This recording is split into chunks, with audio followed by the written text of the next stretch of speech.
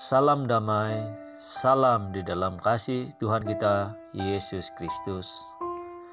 Saudara-saudara yang kekasih, kita tetap akur dan bersyukur dengan pengumuman Perdana Menteri kita kemarin tentang Peraturan Kawalan Pergerakan PKP yang dilanjutkan. Pelanjutan PKP ini kita ambil sebagai kesempatan untuk banyak bersama keluarga, terlebih mendekat kepada Tuhan.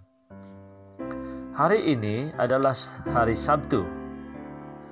Hari ke-6 kita memperingati Minggu Sengsara Tuhan Yesus. Saudara-saudara yang kekasih dalam Tuhan, teks pembacaan kita hari ini terdapat di dalam Yohanes 19 ayat 38 sehingga 42 dengan tema Yesus dikuburkan.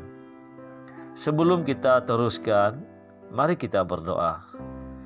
Terima kasih Bapa, Engkau memberkati kami untuk terus bersama-sama mendengar firman-Mu hari ini.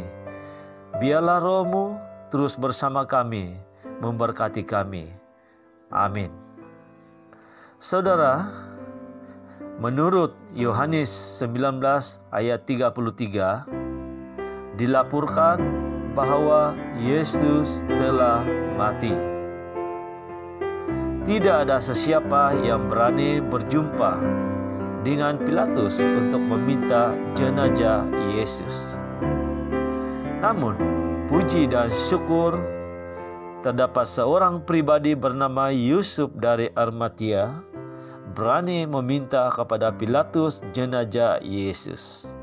Mari kita baca teks hari ini, Yohanes 19 ayat 38 sampai 42.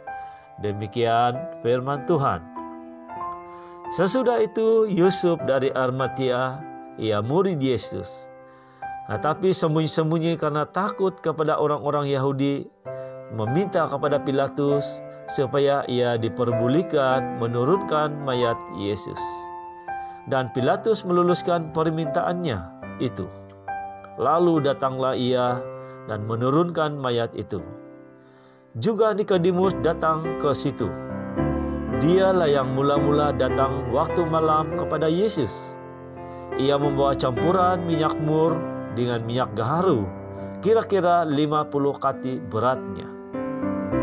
Mereka mengambil mayat Yesus, mengapaninya dengan kain lenan dan membubuhinya dengan rempah-rempah menurut adat orang Yahudi bila menguburkan mayat.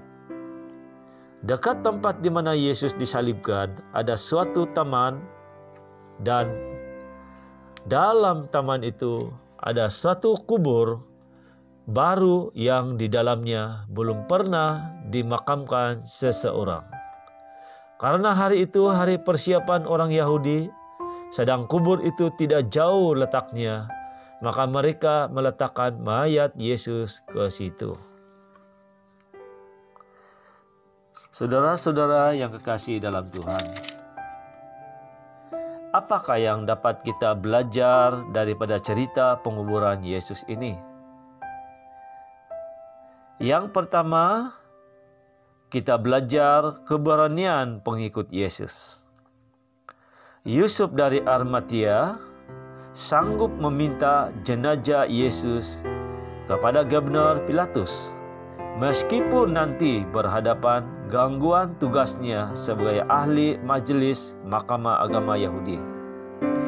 Begitu juga dengan Nikodemus, seorang ahli hukum Taurat, sanggup ikut bersama Yusuf dari Arimatia menurunkan jenazah Yesus dari salib meskipun nanti berhadapan gangguan tugasnya. Saudara-saudara, pelajaran rohani yang kita perolehi daripada keberanian pengikut Yesus ini, yaitu sikap Yusuf dan Nikodemus yang perlu dicontohi setiap orang percaya. Kita harus berani menyatakan kebenaran Injil Yesus Kristus kepada dunia. Hal yang kedua yang kita dapat belajar daripada penguburan Yesus ini, pengabdian pengikut Yesus. Yusuf dari Arimatia mempersembahkan kain lenan dan rempah-rempah serta kuburnya yang belum pernah digunakan untuk Yesus. Begitu juga Nikodemus mempersembahkan 50 kati beratnya campuran minyak mur dan minyak gaharu. Jenazah Yesus telah disempurnakan seperti adat orang Yahudi menguburkan mayat. Cara dan penguburan mayat Yesus juga disempurnakan seperti seorang raja. Inilah pengabdian pengikut Yesus yang sangat dan amat baik. Saudara-saudara yang kekasih dalam Tuhan, pelajaran rohani yang kita perolehi adalah orang-orang percaya perlu ada pengabdian sepenuhnya kepada Tuhan Yesus di setiap masa kehidupan di dunia ini, baik tenaga, masa, bahkan keuangan. Jadikan penderitaan, kematian, dan penguburan Yesus kekal di dalam hati sebagai Raja yang berkarya di seluruh kehidupan.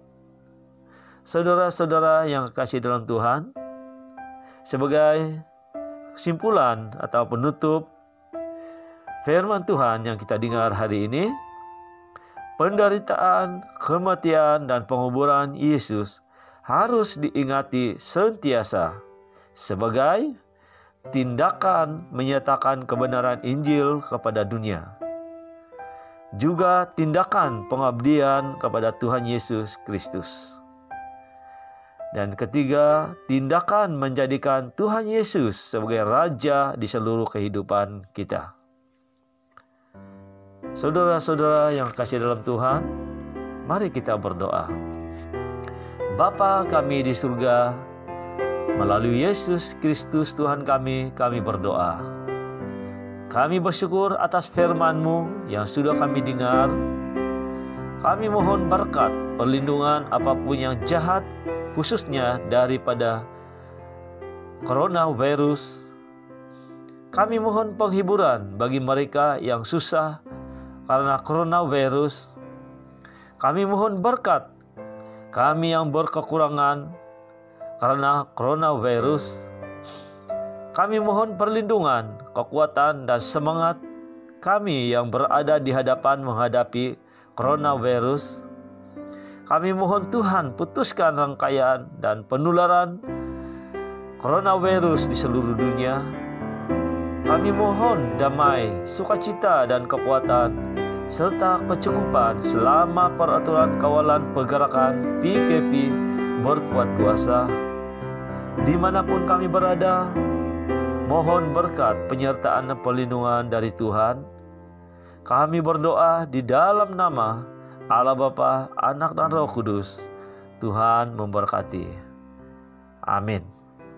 Demikianlah saudara-saudara firman Tuhan yang kita dengar. Tuhan memberkati dimanapun kita berada. Amin.